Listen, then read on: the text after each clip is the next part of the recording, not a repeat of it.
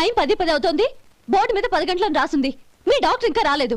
అసలు మీ డాక్టర్ కి time sense, punctuality ఏమైనా ఉన్నాయా? ఇంతకీ మీరెవరండి? నేను డాక్టర్ అమ్మని. ఓహో, మీరు డాక్టరేనా? డాక్టర్ అంటే డాక్టర్ని కాదయ్యా, డాక్టర్ని చేసుకోబోయేదానని అర్థం. ఓహో, అవును, నువ్వెవరు? నేను ఇక్కడ టోకన్ ఇస్తూ ఉంటానులేండి. తప్పుకో. తప్పుకోవయ్యా.